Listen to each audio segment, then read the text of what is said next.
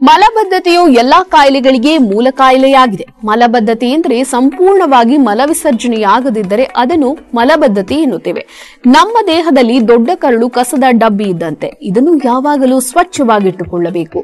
ಮಲವು ಶರೀರದಲ್ಲಿ ಸ್ವಲ್ಪವಾದರೂ ಉಳಿದುಕೊಂಡರೆ ಇದರಿಂದ ಗ್ಯಾಸ್ಟ್ರಿಕ್, ಹೊಟ್ಟೆ ಉಬ್ಬರ, ಎದೆಉರಿ, ಹುಳಿತೇಗು, ಅಜೀರ್ಣ ಉಂಟಾಗಿ ತಲೆನೋವು, ಆಲಸ್ಯ, ಸೋಮಾರಿತನ, ಜಡದೇಹದ ಅನುಭವಗಳು ಪ್ರಾರಂಭವಾಗುತ್ತವೆ. ಇದು ಹೀಗೆ ಮುಂದುವರೆದರೆ ಅಲ್ಸರ್ ಕಾಯಿಲೆ ಮತ್ತು ಪೈಲ್ಸ್ ಕಾಯಿಲೆಗಳಿಗೆ ದಾರಿ ಮಾಡಿಕೊಡುತ್ತದೆ. ಶರೀರದಲ್ಲಿ ನಾರಿನ ಅಂಶ ಕಡಿಮೆಯಾದರೆ ಮಲವಿಸರ್ಜನೆ ಸರಿಯಾಗಿ ಆಗುವುದಿಲ್ಲ.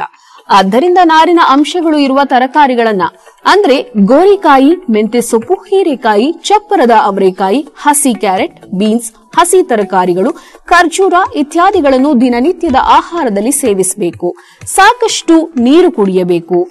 ಅಗತ್ಯವಾಗಿ ಹಣ್ಣುಗಳ ಸೇವನೆ ಕೂಡ ಮಾಡಬೇಕು. ಬೆಳಿಗ್ಗೆ ಎದ್ದ ತಕ್ಷಣ ದೊಡ್ಡ ಲೋಟದಲ್ಲಿ ಬೆಚ್ಚಗಿನ ನೀರು ಕುಡಿಯುವುದನ್ನು ಅಭ್ಯಾಸ ಮಾಡಿಕೊಳ್ಳಬೇಕು. ಆಹಾರ ಸೇವಿಸುವಾಗ ನಿಧಾನವಾಗಿ ಶ್ರದ್ಧೆಯಿಂದ ಊಟ ಮಾಡಬೇಕು. ಅವಸರ ಪಟ್ಟುಕೊಂಡು ಗಡಿಬಿಡಿ ಮಾಡಿಕೊಂಡು ಊಟವನ್ನ ಮಾಡಬಾರದು.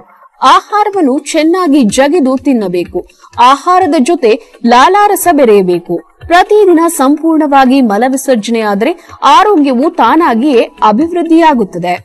ದಿನಕ್ಕೆ 2 ಸಲ ಮಲವಿಸರ್ಜನೆಗೆ ಹೋಗುವಂತೆ ರೂಢಿ ಮಾಡಿಕೊಳ್ಳುವುದು ಒಳ್ಳೆಯದು. ನಮ್ಮ ಸಿದ್ದಲಿಂಗೇಶ್ವರ ಆರೋಗ್ಯಧಾಮದಲ್ಲಿ ದೇಹ ಶುದ್ಧಿ ಮತ್ತು ದೊಡ್ಡ ಕರಳು ಶುದ್ಧಿಗಾಗಿ ವಿಶೇಷವಾದ ಔಷಧಿ ಕೂಡ ಲಭ್ಯವಿದೆ. ಇದುವೇ ನಿತ್ಯ ಸುಧಾ ಪೌಡರ್. ಇದು ಅಪ್ಪಟ ಗಿಡ ಮೂಲಿಕೆಗಳಿಂದ ಕೂಡಿದ್ದು ಯಾವುದೇ ಅಡ್ಡ ಪರಿಣಾಮವಾಗುವುದಿಲ್ಲ. ರಾತ್ರಿ ಊಟದ ನಂತರ 1 ಸ್ಪೂನ್ ನಿತ್ಯ ಸುಧಾ ಪೌಡರ್ ಸೇವಿಸುವುದರಿಂದ ಮಲವಿಸರ್ಜನೆ ತೃಪ್ತಿಕರವಾಗಿ ನಡೆಯುತ್ತದೆ. ದೇಹ ಶುದ್ಧಿಯ ಕಾರ್ಯ ಪ್ರಾರಂಭವಾಗುತ್ತದೆ. ಆರೋಗ್ಯದಲ್ಲಿ ಬಹಳ ಚೇತರಿಕೆ ಕಾಣಿಸಿಕೊಳ್ಳುತ್ತದೆ.